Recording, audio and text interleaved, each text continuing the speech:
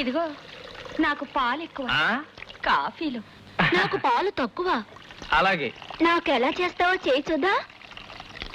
చూడమ్మా, నేను అసలే కొత్త. ఎవరెవరికి ఏమేం కావాలో కొంచెం నెమ్మదిగా చెప్పండి, లేకపోతే ఒకరికి చేయాల్సిన ఇంకొకరికి చేసేయాల్సి వస్తుంది.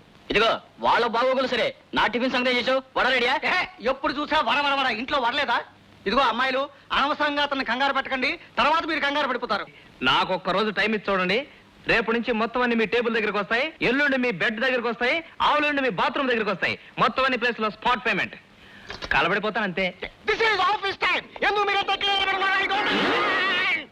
అదేమిటయా ఆఫీస్ గారు పడిపోతే అలా చూస్తారేమిటి? ఇది మామూలే. సరే నేను వెళ్ళి చెప్తాను. ఎవరన్నా లెగ్గొడితే కరిచేస్తాడు. మన పడిపోయినప్పుడు సీక్లాక్ లెగ్గొడితే చెవి కొరకు అరేశాడు. అమ్ము, ఎటువంటి కవరేశాడు? ఎవరో వేలేదు సార్, ఆవేశం ఎక్కువై తమరే పడ్డారు. అయితే లేపో. ఏమిటిది? టీ బ్రేక్ జరగంటేనా అందరూ నువ్వేటి పెట్టేసుకుంటే అక్కడ ఆఫీసులో పని చేస్తారు.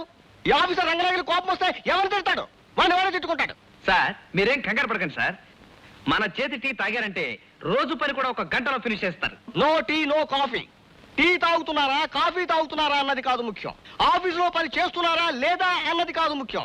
టైంకి ఆఫీస్కి వస్తున్నారా లేదా అన్నదే ముఖ్యం.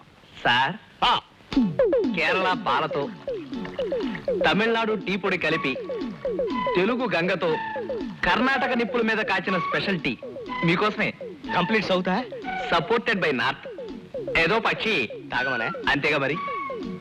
సార్, ఏదో కొత్తవాడిని, బ్రేక్ టైం ఒక అరగంట ఎక్స్టెండ్ చేస్తే బాగుంది.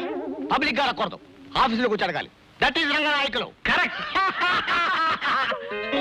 టీ తాగండి.